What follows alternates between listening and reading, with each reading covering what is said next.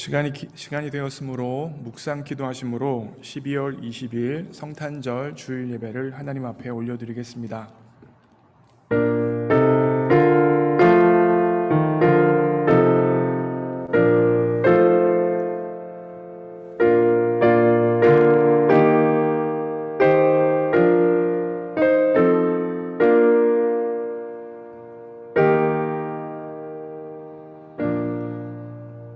찬송하리로다. 주 이스라엘의 하나님이여 그 백성을 돌보사 속량하셨도다. 사랑하는 하나님 아버지, 2000년 전에 하나님이신 예수님을 이 땅에 구원자로 주님으로 보내주셔서 감사합니다. 오늘 그 예수님의 은혜를 기억하며 신령과 진정으로 하나님을 예배하려 하오니 이 시간 우리에게 성령의 기름 부으심을 허락하여 주옵소서. 예수님의 이름으로 기도합니다. 아멘. 찬송가 126장 천사 찬송하기를 함께 찬양하시겠습니다.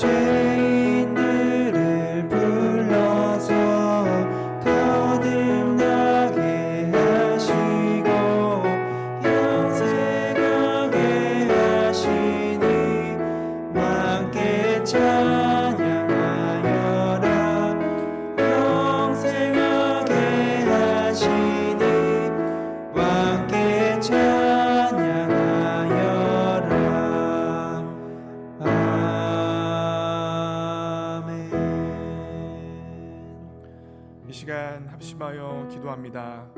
오늘 성탄절 주일 예배로 하나님 앞에 예배드리면서 진실로 성탄절에 이 땅에 내려오신 예수님의 은혜를 기억하며 감사하고 그분의 사랑을 길이 기억할 수 있는 예배가 되어지길 원합니다. 또한 그렇게 하나님 앞에 나아갈 때 혹여나 우리의 생각과 마음과 뜻 가운데 하나님 보시기에 부정하고 죄된 것들이 있다면 예수 그리스도의 보혈로 덮어주옵소서, 용서하여 주옵소서. 함께 합심하여 기도합니다. 기도하시겠습니다. 사랑하는 하나님, 오늘 성탄절 주일 예배로 하나님 앞에 나아갑니다. 진실로 높고 높은 보좌를 떠나 낮고 낮은 이 땅에 정말 가장 낮은 십자가를 향하여 나오셨던 그 예수님의 은혜를 기억합니다. 그 사랑이 우리와 함께 있습니다. 그 은혜가 우리와 함께 있습니다. 그 돌보심이 우리와 함께 있습니다.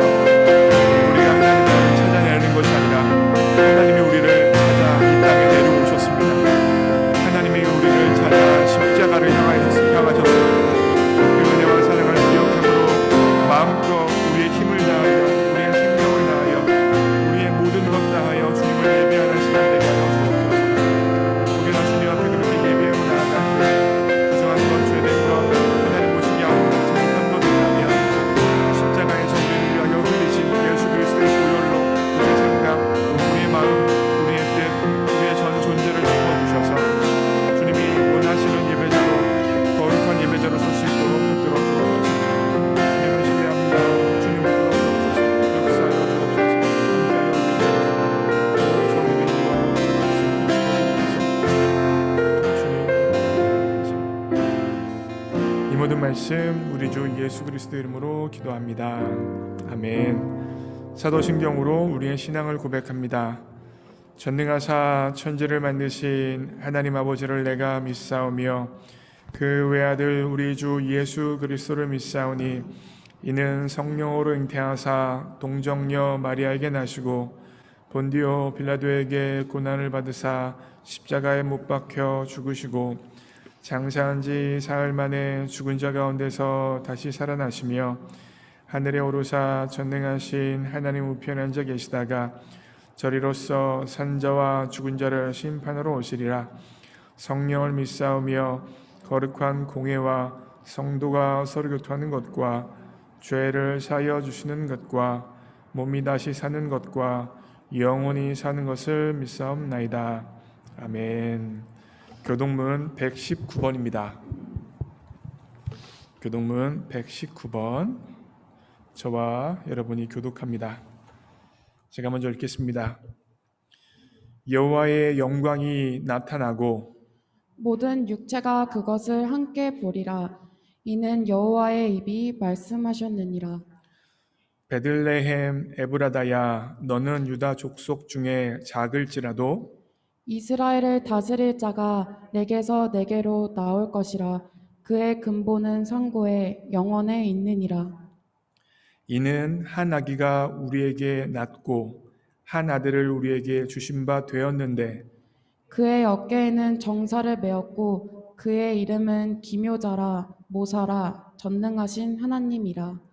영존하시는 아버지라 평강의 왕이라 할 것임이라.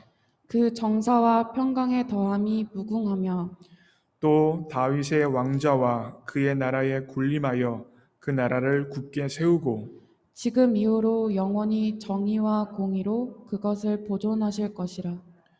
천사가 이르되 무서워하지 말라. 보라, 내가 온 백성에게 미칠 큰 기쁨의 좋은 소식을 너희에게 전하노라. 제가 읽겠습니다. 오늘 다윗의 동네에 너희를 위하여 구주가 나셨으니 곧 그리스도 주시니라. 아멘. 이 시간 우리를 대표해서 홍은영 권사님 기도해 주시겠습니다.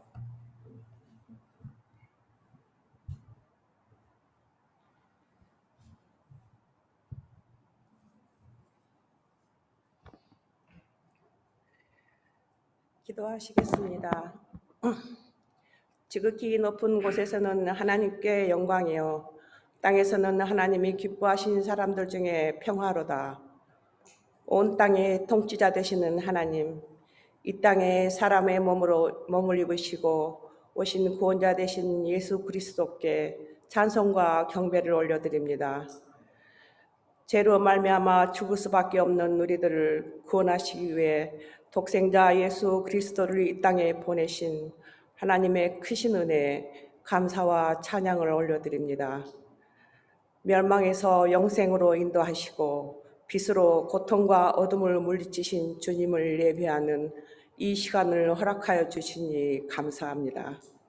성탄의 주간 우리의 마음을 다시 한번 하나님께 향하게 하시고 신령과 진정으로 예배하게 하옵소서.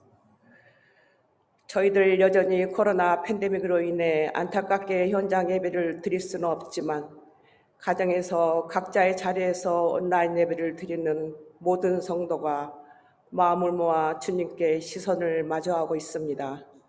성령님 함께하여 주시옵소서. 주님, 성탄주의를 기념하여 주님이 이 땅에 오신 이유와 그 은혜를 돌아보기 원합니다. 가난한 자, 병든 자를 위해 오시고 소외되고 약한 자에게 위로와 소망을 주시는 하나님, 우리는 물질 만능주의 사회 풍조를 따르고 우리의 만족만을 위해 살았습니다. 주님의 사랑은 베풀지 않았습니다. 전하지도 않았습니다. 주님의 사랑은 베푸는 사랑이라고 입술로만 고백하고 실제로 사랑을 베푸며 살지 못했음을 고백합니다. 이 시간 우리들의 잘못을 회개하오니 용서하여 주시옵소서. 이 땅에 오신 아기 예수님처럼 정결하고 깨끗한 속사람의 모습으로 거듭나는 회개의 은총을 베풀어 주옵소서. 저희 안에 주님의 형상을 다시 회복할 수 있도록 은혜를 구합니다. 코로나19라는 선명한 자국을 남긴 2020년의 한 해가 저물어가고 있습니다. 과거와는 다른 일상의 한 해였기에 후회도 많고 아쉬움도 큽니다. 그러나 주님, 그럼에도 불구하고 우리가 한 해의 마지막을 그냥 허망하거나 쓸쓸하게 보내지 않는 이유는 우리에게 신실하신 주님이 계시기 때문입니다. 할 수도 없고 될 수도 없는 환경과 여건이었지만 하나님의 나라는 언제나 풍성하며 작은 것에도 하늘아버지의 도심과 손길이 담겨 있다는 소중한 은혜를 깨닫게 해주신 귀한 한 해였음을 감사드립니다. 추운 날씨와 팬데믹 재확산에 몸과 마음이 움츠려들고 활동에 제약이 있지만 그렇다고 우리의 영혼마저 움츠려들지 않기를 기도합니다.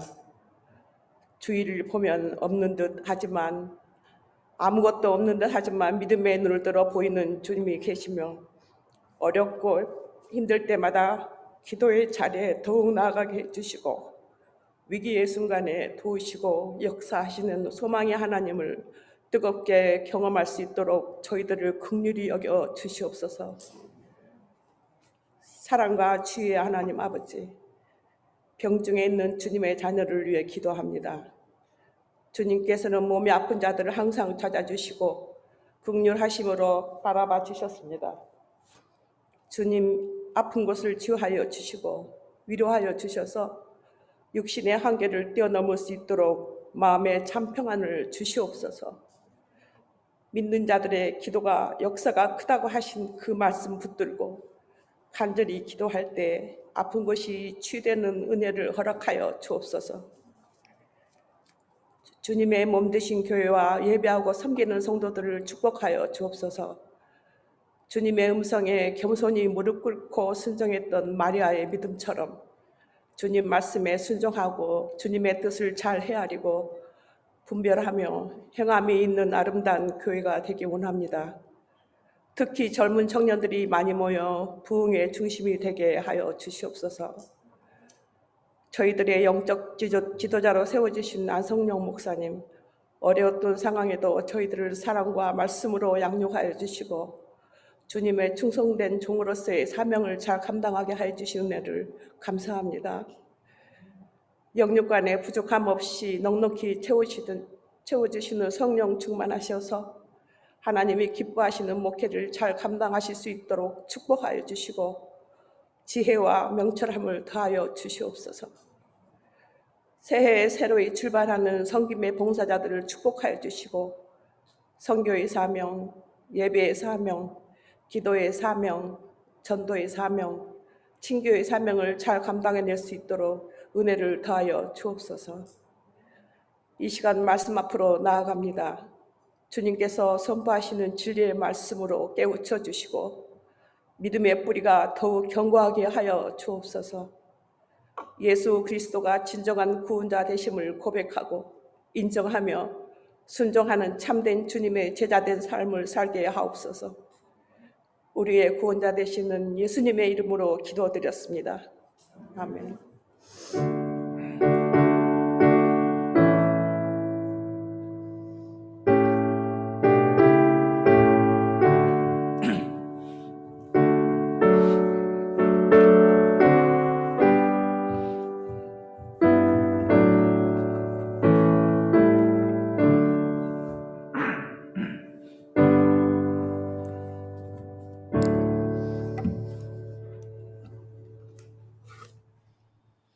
오늘 주실 하나님 말씀은 마태복음 1장 18절부터 23절까지 말씀, 신약성경 마태복음 1장 18절부터 23절까지 말씀 제가 읽겠습니다.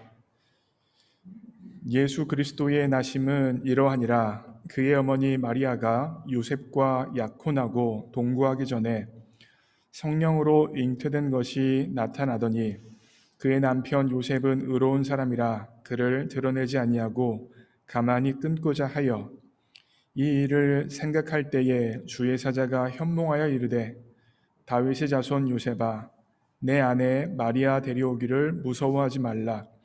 그에게 잉태된 자는 성령으로 된 것이라. 아들을 낳으리니 이름을 예수라 하라. 이는 그가 자기 백성을 그들의 죄에서 구원할 자이심이라 하니라. 이 모든 일이 된 것은 주께서 선지자로 하신 말씀을 이루려 하심이니 이르시되 보라 처녀가 잉태하여 아들을 낳을 것이요 그의 이름은 임마누엘이라 하리라 하셨으니 이를 번역한즉 하나님이 우리와 함께 계시다 함이라. 아멘. 반갑습니다. 예수님을 알고 예수님을 알게 하는 목자 안성용입니다. 오늘은 대림절 네 번째 주일이고요. 바로 성탄주일입니다. 여러분 성탄절 하면 가장 먼저 떠오르는 감정은 어떤 감정이십니까? 성탄절에 가장 떠오르는 감정 여러 가지가 있겠죠. 그 중에서 저에게 있어서는 성탄절 하면 가장 먼저 생기는 감정은 바로 기쁨입니다. 기쁨. 그래서 제가 오늘 결단 찬양으로 고른 찬양이 바로 기쁘다 구주 오셨네. 네. 그렇다면 여러분 왜 우리가 기쁠까요? 성탄절에 왜 우리 마음 가운데 기쁨이 생겨나는 것일까요? 왜 인간의 몸을 입고 오신 예수님으로 인하여 기뻐할 수 있을까요? 많은 이유가 있습니다. 여러 가지 이유가 있겠죠. 그런데 그 중에 한 가지, 특별히 오늘 본문에서 찾아볼 수 있는 성탄절에 기뻐할 수 있는 이유는 바로 예수님의 이름에 담겨져 있습니다. 바로 이것입니다. 1장 21절입니다. 같이 읽겠습니다. 시작. 아들을 낳으리니 이름을 예수라 하라. 이는 그가 자기 백성을 그들의 죄에서 구원할 자이심이라 하니라. 성탄절에 우리가 기뻐할 수 있는 이유요 근거는 바로 예수님 때문인데 그 예수님이란 이름의 뜻이 무엇입니까? 그가 자기 백성을 그들의 죄에서 구원할 자이심이라. 다시 말하면 예수님께서 자신의 백성들을 우리의 죄에서 그들의 죄에서 구원해 주신다는 이 좋은 소식으로 인하여서 우리는 기뻐할 수 있는 것입니다. 그런데 이 문장을 보면서 예수님께서 사람들을 죄에서 구원하신다라는 이 간단 명료한 문장을 보시면서 여러분들은 그렇지. 분명 그렇지. 죄에서 우리를 구원해 주시지 라고 생각하실 거예요. 그런데요. 저기서 제가 저 노란색으로 빨간색으로 표시한 저 문장은요. 그렇게 분명한 뜻이 있는 것은 사실입니다. 그런데 그거보다 훨씬 더 넓고 깊고 광대한 의미, 찬란한 의미가 숨겨져 있습니다. 저는 저 의미를, 저 단어의 의미를, 저 문장의 의미를 세 가지로 나누어서 설명하려고 합니다.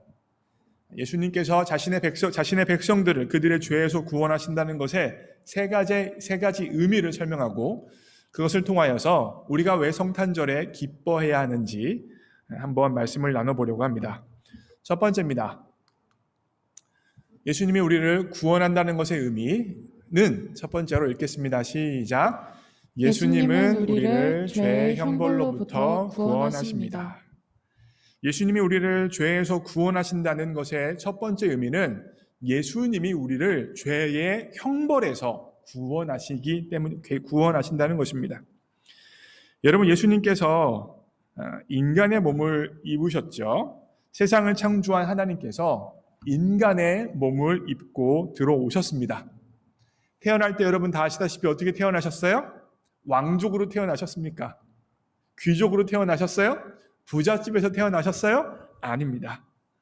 예수님께서는요, 가난한 목수의 아들로, 그리고 첫날 밤을 어디에서 보낼 수밖에 없는 가난한 집이에요? 마구간에서. 예수님이 어디에 누이셨어요? 말 밥통에 누이셔서 이 땅에 태어나셨습니다. 말 구유가 말 밥통이죠, 여러분? 말 밥그릇?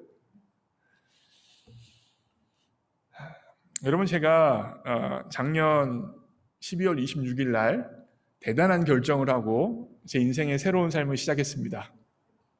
뭔지 아세요? 기억 다들 안 나실 텐데 우리 집 식구들만 기억하고 있을 거예요.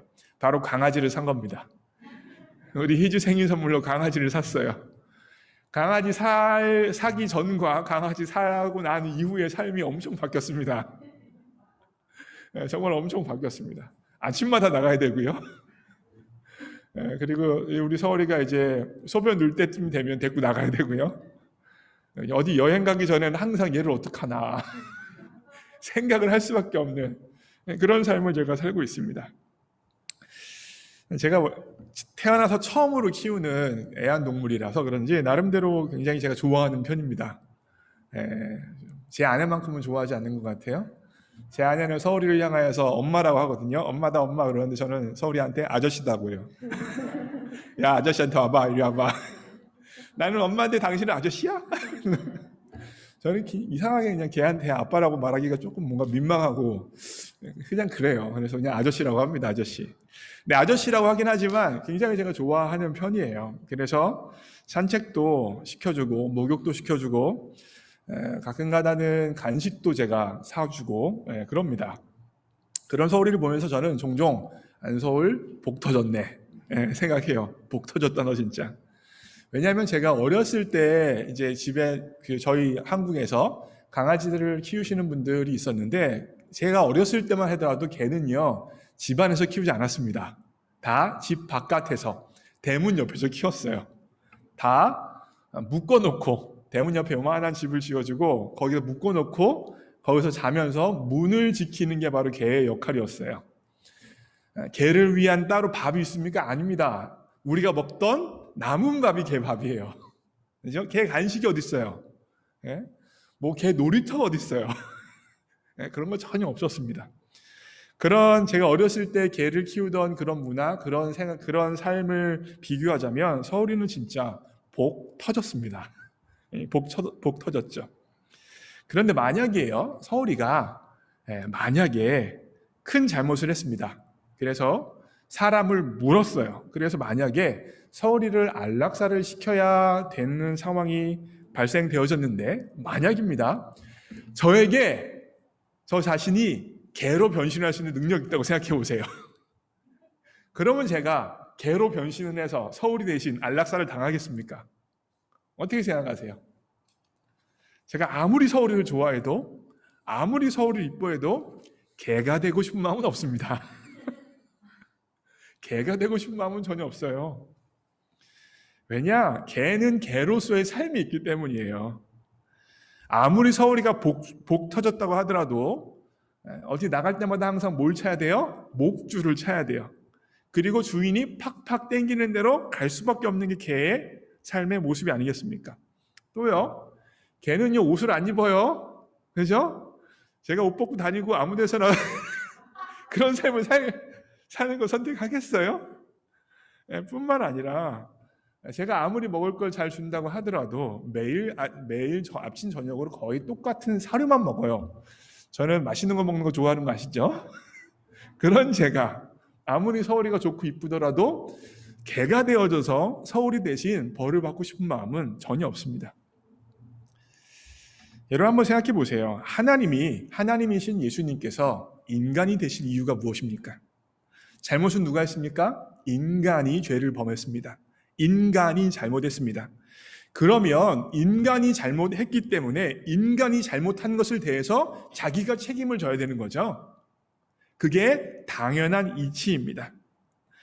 굳이 하나님이신 예수님께서 인간의 몸을 입고 태어나셔서 하나님이 겪지 않아도 되는 것들을 겪으실 필요는 전혀 없는 것입니다.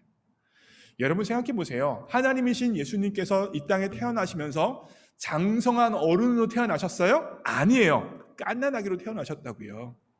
갓난아기의 가장 큰 특징이 무엇입니까, 여러분?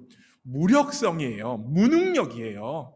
전지전능하신 하나님이신 예수님께서 아무것도 할 수 없는 갓난아기가 되셨다고요.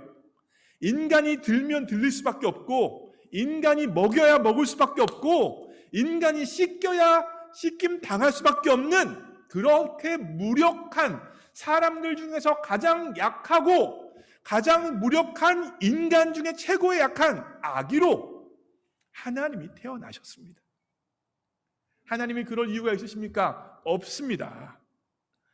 그리고 그와 같은 아기로 태어나셔서 하나님이신 예수님이 경험하셨던 것이 무엇입니까? 때때로 굶으셨고요, 때때로 아프셨고요, 무엇보다 십자가에서 세상에서 가장 큰 고통을 당하신 것이 바로 하나님이신 예수님의 운명이었습니다. 마가복음 10장 45절입니다. 여러분 한번 읽겠습니다. 시작. 인자가 온 것은 섬김을 받으려 함이 아니라 도리어 섬기려 하고 자기 목숨을 많은 사람의 대속물로 주려 함이니라. 성탄절은 우리의 기준으로는 기쁨이 가득한 날입니다. 그런데요, 성탄절에 이 땅에 내려오신 예수님은요, 왜 내려오셨어요? 십자가에 못 박혀 돌아가시러 내려오신 거예요. 다시 말하면 예수님은 처음부터 십자가에 죽기 위하여서 고난 가운데 죄의 모든 짐을 지고 죽기 위해서 이 땅에 태어나신 분이 바로 그 예수님이십니다. 예수님께서 십자가에서 못 박혀 돌아가실 때 하신 말씀 가상 7원이라고 해요. 가상 7원인데 그 가상 7원 중에 예수님께서 하신 말씀이 뭐냐면 테텔로스타이라는 말씀하셨어요. 헬라어예요. 제가 헬라어라 말씀드리는 이유가 있어요. 테텔로스타이를 한국말로 어떻게 번역했냐면 다 이루었다라고 번역을 합니다. 다 이루었다. 그런데 이 테텔로스타이라는 말은요, 원래는요, 언제 사용되어졌냐면 시장에서 사용되어지는 언어예요.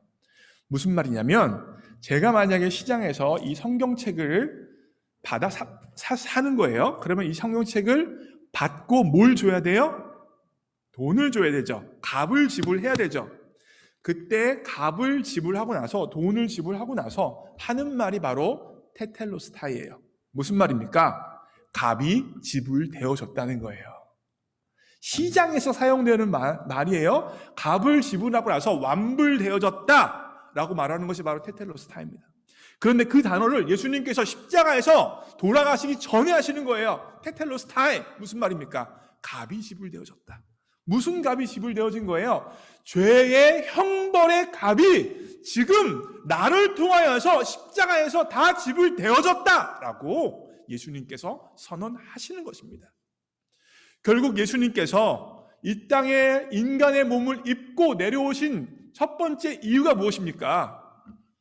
우리의 죄의 형벌을 대신 당하기 위해서입니다. 이것이 바로 성탄절에 우리가 기뻐할 수 있는 한 가지 이유입니다. 예수님이 우리를 구원하신다는 것의 첫 번째 의미가 무엇이었습니까? 예수님이 우리를 죄의 형벌에서 구원하신다. 제가 말씀드렸죠? 두 번째입니다. 시작. 예수님은 우리를 죄의 영향력으로부터 구원하십니다. 죄의 형벌로부터 구원하시기 위하여서 인간의 몸을 입으셨고요. 두 번째로는 죄의 영향력으로부터 구원하시기 위하여서 이 땅에 내려오셨습니다. 성경에서 나타나는 죄는요, 영어 성경으로 제가 종종 설명을 드리죠. sin과 sin지로 구별할 수 있습니다. sin은요, 대문자로 써요. sin지는요, 소문자로 쓰고 뒤에 s를 붙입니다.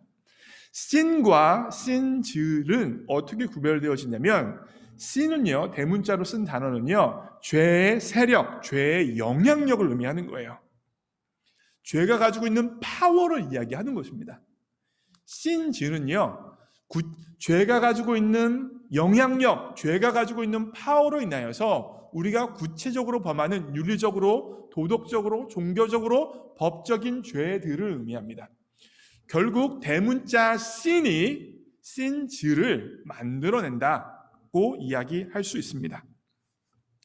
이 sin과 sin즈의 관계를 가장 잘 설명하는 성경이 바로 로마서 7장이에요. 바로 이 부분이에요. 로마서 7장 19절 20절 함께 읽습니다. 시작. 내가 원하는 바 선은 행하지 아니하고 도리어 원하지 아니하는 바 악을 행하는도다. 만일 내가 원하지 아니하는 그것을 하면 이를 행하는 자는 내가 아니요 내 속에 거하는 죄니라. 사도 바울의 고백인데요. 내가 원하는 바 선은 행하지 아니하고 도리어 뭘 행하고 있어요? 원하지 아니하는 바 악을 행한다는 거예요. 이게 바로 우리들 내면 가운데 일어나는 일이라는 것입니다.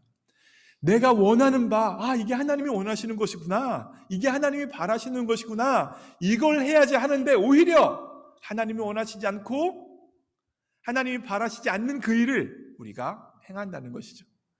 그래서 뭘 깨달은 거예요? 사도 바울이 20절 말씀처럼 만일 내가 원하지 아니하는 그것을 하면 이를 행하는 자가 내가 아니요 뭐래요? 내 속에 거하는 죄니라 라고 이야기하고 있는 거예요. 다시 말하면 사도 바울은 이와 같은 현상을 통하여서 분명히 깨달은 것은 무엇이냐면 내 안에 죄의 영향력이, 죄의 파워가 있다는 사실을 분명히 깨달은 것입니다. 그런데 예수님께서 하시는 일이 뭐예요?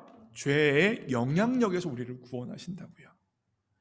다시 말하면 예수님은 단순히 죄의 형벌로부터 우리를 구원하시는 분이 아니라 죄가 가지고 있는 영향력으로부터 우리가 죄를 향하는 마음으로부터 우리를 구원해 주셔서 갈수록 우리의 삶에서 죄의 자리가 사라지게 만들어 주신다는 것입니다.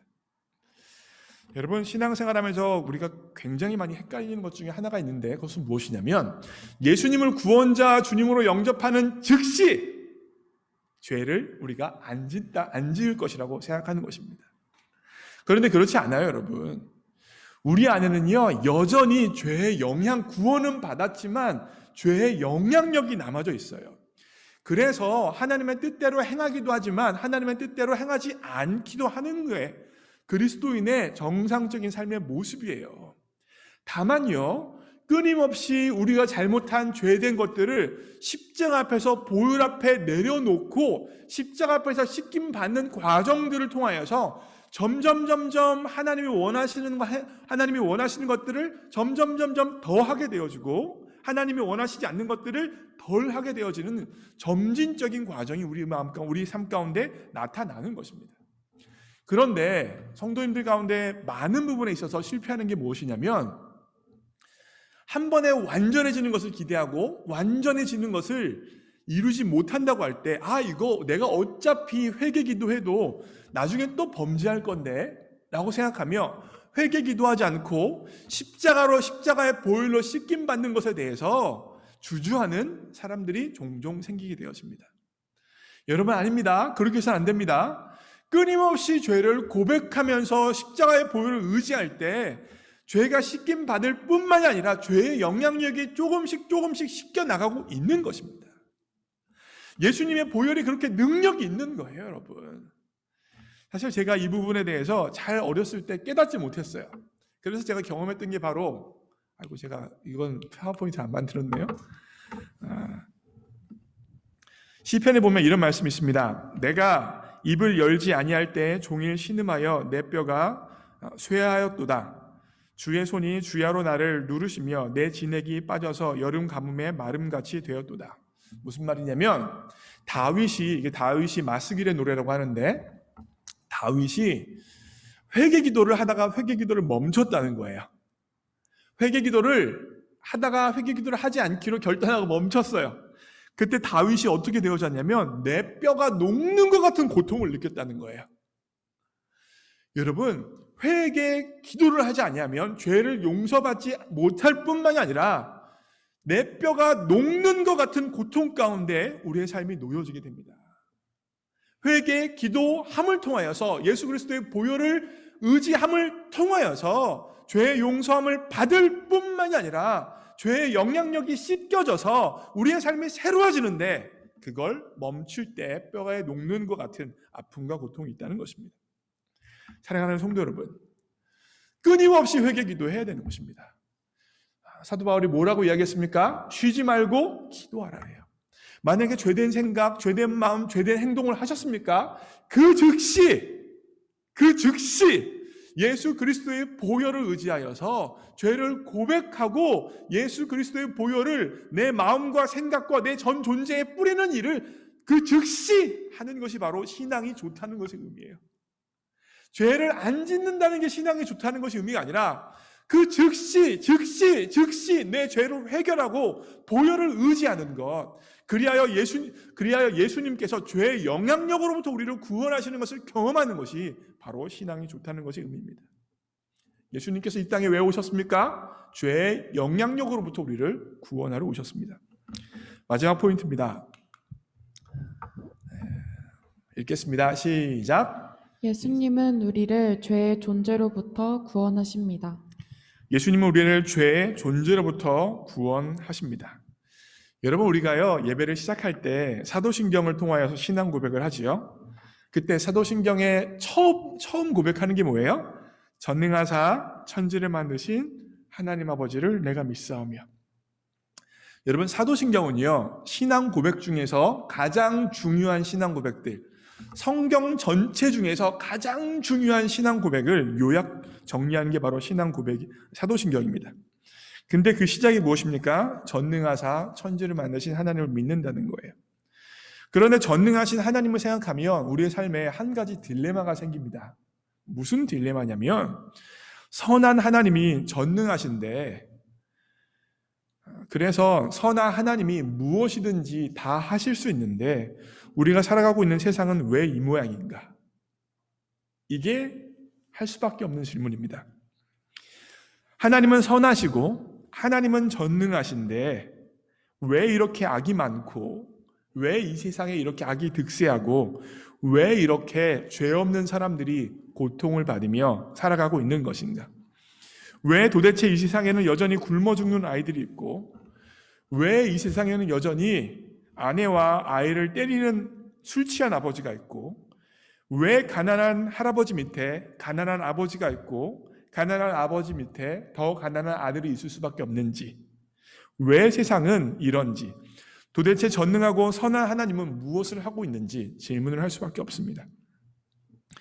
여러분, 이와 같은 질문을 어떻게 대답하시겠습니까? 제가 너무 거창한 이야기 했죠? 좀 더 쉽게 말씀드리면, 왜 우리의 삶에, 우리 개인의 삶에 내가 느끼기에 불합리하고, 왜 전능한 하나님, 선하신 하나님이 종종 내 기도에 응답해 주시지 않는 것입니까? 어떻게 이와 같은 답을 여러분 얻으세요? 어떻게 생각하십니까? 이와 같은 질문에 답하기 위해서는 우리가 전능하신 하나님께서 창조하신 세상이 어떤 세상인지 살펴볼 필요성이 있습니다. 여러분, 창세기 1장 2장에 보면 태초에 하나님이 천지를 창조하셨을 때는 굶어 죽는 아이가 없었습니다. 분명하죠? 술 취한 아버지가 아내를 구타하고 아이를 때리는 일이 없었습니다. 가난이 대물림되어지는 현상도 없었습니다.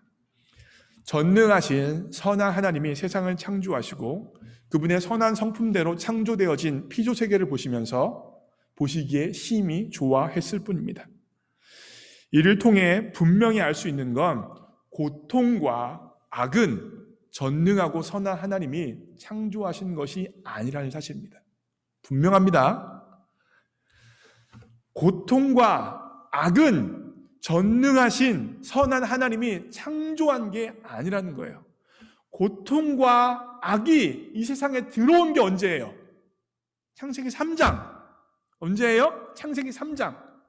하나님이 주신 자유의지를 가지고 하나님을 떠나서 하나님을 반역해서 자기 욕심을 가지고 자기 중심성을 가지고 자신의 삶을 인간이 살기로 결단하는 그 순간 세상에 고통과 아픔과 힘겨움이 들어오기 시작했다는 것입니다.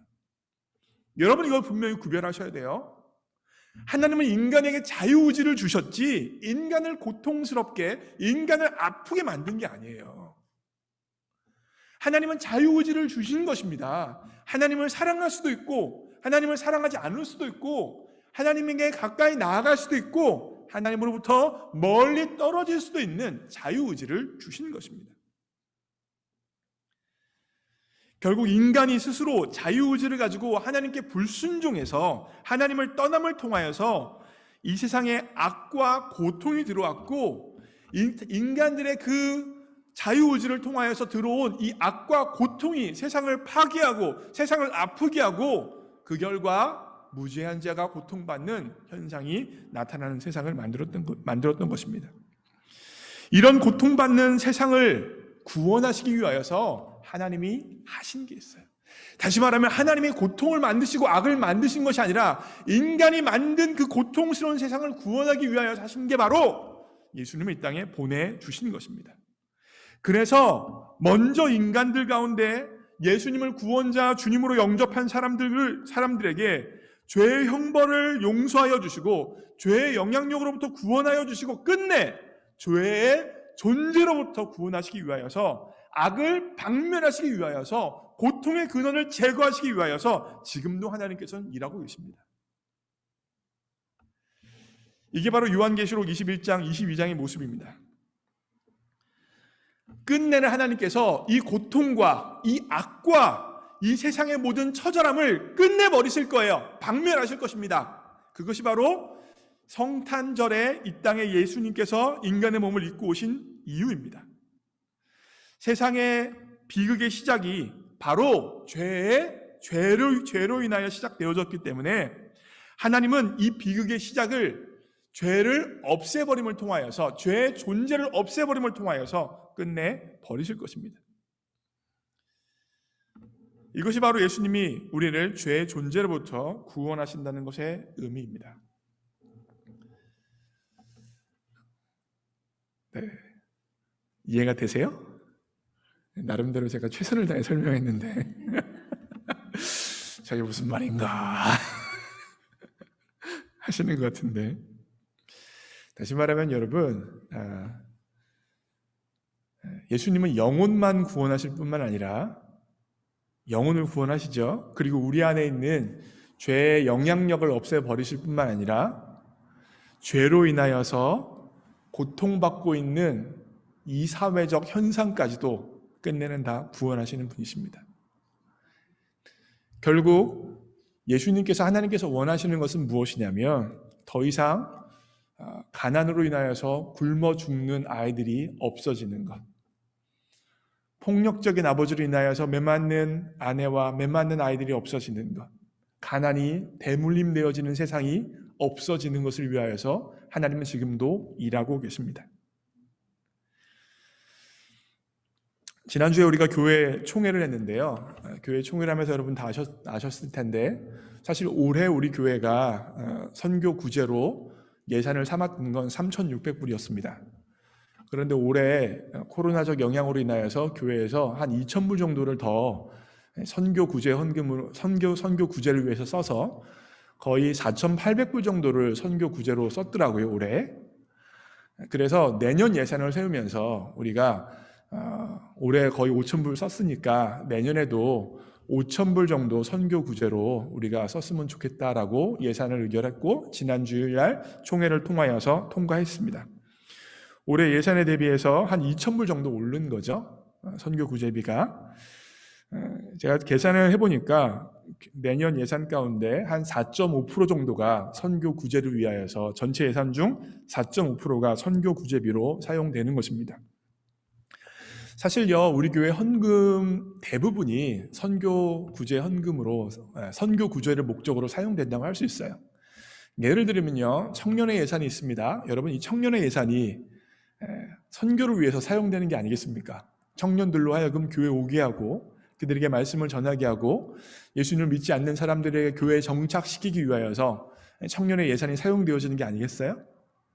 또요, 제가 이제 목회자로서 목회자 사례비를 받죠. 사례비를 받는데, 여러분, 제가 교회 사례비를 받으면서 존재하는 목적이 뭡니까? 선교하고 말씀 전하기 위해서 있는 거 아니에요? 그렇죠? 제가 하는 역할이 뭐예요? 결국 성도님들을 말씀으로 이끌기 위해서 있는 것이고, 불신자를 전도하기 위해서 있는 것이고, 예배를 통하여서 사람들에게 하나님 앞에 나아가게 하기 위해서 존재하는 거잖아요. 이런 측면에서 보면 교회의 예산 거의 전부는 다 선교를 위하여서 사용되어진다고 말할 수 있어요. 그런데 저는 물론 전체적으로 보면 선교나 구제를 위해서 교회 예산이 다 사용되어지지만, 우리 교회 예산이 실제적으로 선교 구제로 대략 한 10% 정도는 사용되어졌으면 좋겠다라는 마음이 있습니다.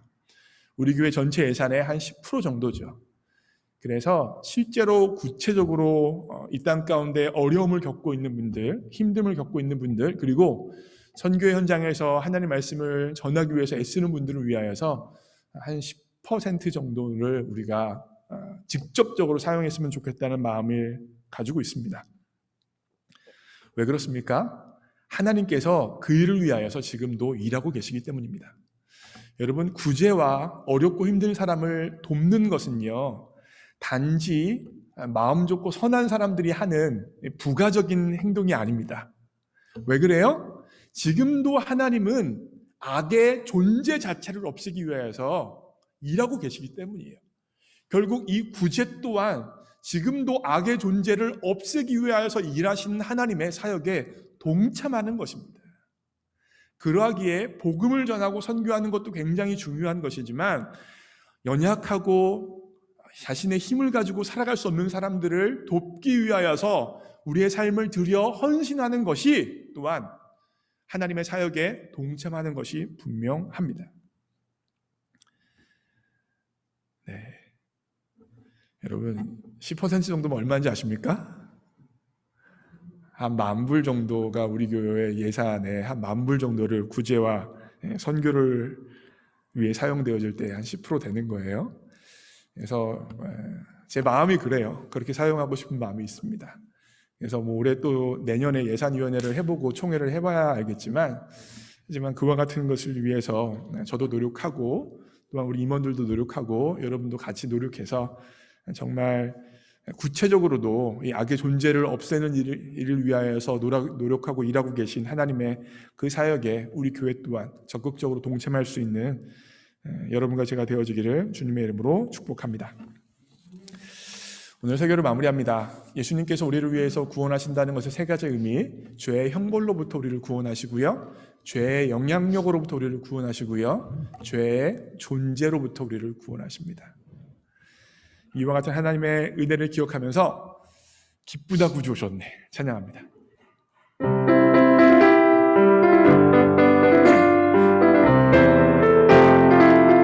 박수하며 찬양할까요? 집에서 박수하세요. 기쁘다 구주 오셨네. 난 백성 맞으라 온 교회여 다 일어나 다 찬양하여라 다 찬양하여라 다 찬양하여라. 그 생주 탄생했으니 다 찬양하여라. 이 세상에 만물들아 다 화답하여라 다 화답하여라 다 화답하여라. 온 세상 죄를 사하려 주 예수 오셨네. 죄와 슬픔 몰아내고 다 구원하시네 다 구원하시네 다 구원하시네. 은혜와 진리 되신 주 다 주관하시니 만국 백성 구주 앞에 다 경배하여라 다 경배하여라 다 경배하여라.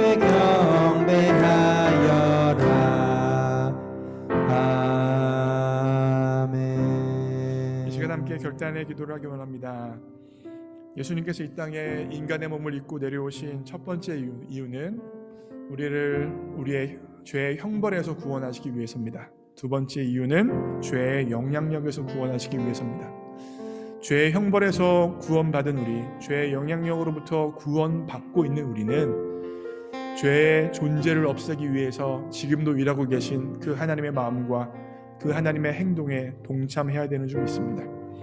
하나님께서는 이 땅이 태초에 하나님이 창조하셨던 에덴 동산의 모습으로 돌아가게 하시기 위해서 지금도 여전히 일하고 계십니다.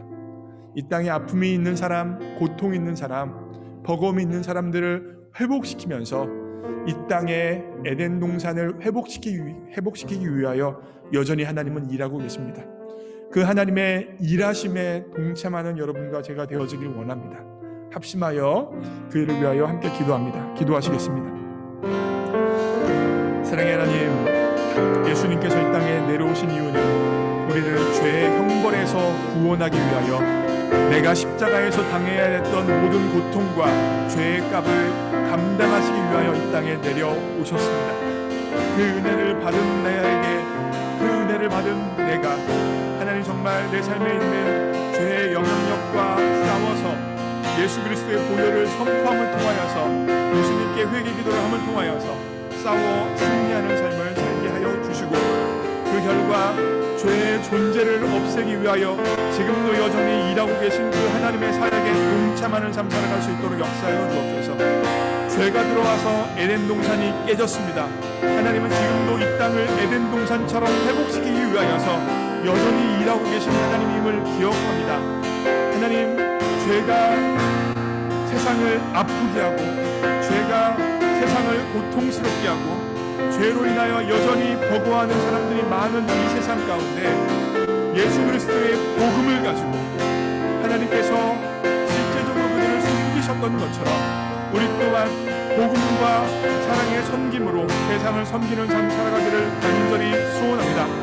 이 땅이 에덴 동산이 되는 것을 위하여서 가난한 사람들을 돕게 하여 주시고 자신의 힘을 가지고 살아갈 수 없는 사람들을 섬기게 하여 주시고 이웃들을 향하여 마음을 열어 나아갈 수 있는 우리가 될 수 있도록 성령이 붙들어 주시고 인도하여 주옵소서. 죄의 핵심이 이기심이요 죄의 핵심이 자기 중심성인데 하나님 이 죄의 핵심인 이기심과 자기 중심성을 깨뜨려 이 땅이 하나님이 원하시는 에덴 동산 새하늘과 새 땅이 되어지는 것을 위하여서 우리의 시간을 드리고 우리의 마음을 드리고 우리의 재정을 드려 섬겨 살아가는 거룩한 주의 백성들 될 수 있도록 성령이 인도하여 주옵소서. 하나님 붙들어 주셔서 그와 같은 삶들이 정말 나타날 수 있도록 인도하여 주옵소서. 오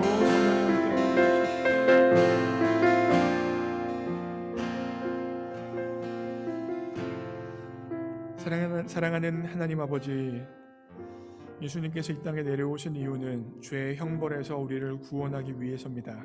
죄의 영향력에서 우리를 구원하시기 위해서입니다. 죄의 존재로부터 우리를 구원하시기 위해서입니다. 하나님께서는 이 땅이 에덴 동산으로 회복되어지는 것을 위하여 이 땅에 내려오셨습니다. 이 땅을 하나님이 원하셨던 죄가 없는 세상으로 온전히 만들기 위하여 이 땅에 내려오셨습니다. 하나님, 그 사실을 기억함을 통하여서 진실로 하나님이 원하시는 삶의 모습을 우리가 가질 수 있도록 복 내려 주옵소서. 모든 것 주님께 의탁합니다. 예수님의 이름으로 기도합니다. 아멘. 기쁘다 구주 오셨네 1절 4절 찬양하면서 준비된 예물 주님 앞에 올려드립니다.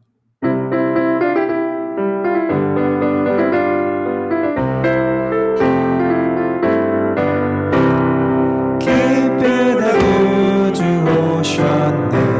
난 백성 맞으러 온 교회여 다 일어나 다 찬양하여라 다 찬양하여라 다 찬양하여라 은혜와 진리 되신 주 다 주가 나시니 만국 백성 그 주 앞에 다 경배하여라 다 경배하여라 다 경배하여라. 봉헌 기도 드리겠습니다. 사랑하는 하나님 아버지, 이 땅에 우리 모두 다 빈손으로 왔는데 주님 앞에 무엇인가 드릴 것이 있게 해주셔서 감사합니다. 하나님, 이 예물은 몇 달러의 돈이 아니라 정말 하나님의 은혜 없이는 살아갈 수 없고 모든 것이 주님으로부터 왔다는 청지기적 신앙의 고백입니다. 기뻐 받아 주옵소서. 이 예물 드린 손길마다 복 주셔서 예수님께서 우리를 죄의 형벌에서 구원하셨다는 확신을 갖게 하여 주시고 예수님께서 지금 죄의 영향력에서 우리를 구원하신다는 확신을 갖게 하여 주시고 하나님께서 죄의 존재를 없애기 위하여 지금도 일하고 계신 것에 동참할 수 있는 복을 허락하여 주옵소서. 또한 이 물질을 드린 손길에게 복 주셔서 하나님 남들에게 꾸는 인생 살지 않게 하여 주시고 남들에게 베풀고 나누기에 부족함 없는 물질을 공급하여 주옵소서. 하나님, 우리 교회에 사람들이 볼 수 없는 곳에서 하나님을 사랑함으로 교회를 섬기는 손길들이 참으로 많습니다. 하나님, 그분들의 섬김을 기억하여 주셔서 하나님만 주실 수 있는 기쁨과 평강을 허락하여 주시되 무엇보다 그분들의 섬김이 천국에서 해같이 빛나도록 일하여 주옵소서. 모든 것 주님께 의탁합니다. 예수님의 이름으로 기도합니다. 아멘. 교회 소식입니다. 성탄 주일 예배 나오신 모든 분들을 예수님의 이름으로 환영하고 축복합니다. 오늘은 대림절 네 번째 주일로 성탄 주일 예배로 지키고 있고요. 오늘 저녁 8시에 소망속 온라인 모임이 있습니다. 지난 주 중에 믿음, 사랑, 부활은 했어요. 그래서 소망속만 오늘 하면 연말 우리 속모임은 다 마칩니다. 네. 성탄절 당일날이에요. 25일 당일날 오전 11시에 온라인으로 성탄절 예배를 드리려고 합니다. 여러분들 온라인으로 드린다는 사실 기억해 주시고 그날 다 참석해 주세요. 이번 주 중에 안성현 목사가 각 가정으로 교회 달력 2021년 달력 배달을 가려 합니다. 그래서 여러분 안성현 목사가 혹시 전화하면 잘 받아주세요. 제가 달력 들고 가고 있는 거예요. 그래서 여러분들 교회 달력을 드리려고 하고요. 특별히 교회 달력에는 성경 성경 말씀이 쓰여져 있어요. 무슨 말이냐면 하루에 읽어야 될 성경의 양이 매일매일 달력에 쓰여져 있습니다. 그래서 그 그 달력대로 성경을 읽으시면 2021년에 성경을 일독할 수 있습니다. 내년에 그래서 우리 교회 전체가 성경 일독을 위하여서 제가 특별 주문한 달력이에요. 그래서 여러분 달력 받아주시고 1월 1일부터 그 달력에 나온 대로 성경을 읽는 거예요. 그래서 매달 마지막 날에 그 달력 다 읽은 거 달력에다가 이제 읽으면 체크를 하시는 거예요. 그리고 체크한 걸 저한테 카톡을 보내주세요.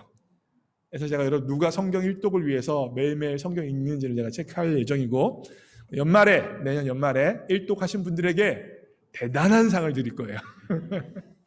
대단한 상을 드릴 예정이니까 달력 가운데 있는 성경 읽기표대로 읽으셔서 내년에 일독을 할 수 있는 여러분과 제가 되어주기 원합니다. 아이디어가 기똥차죠?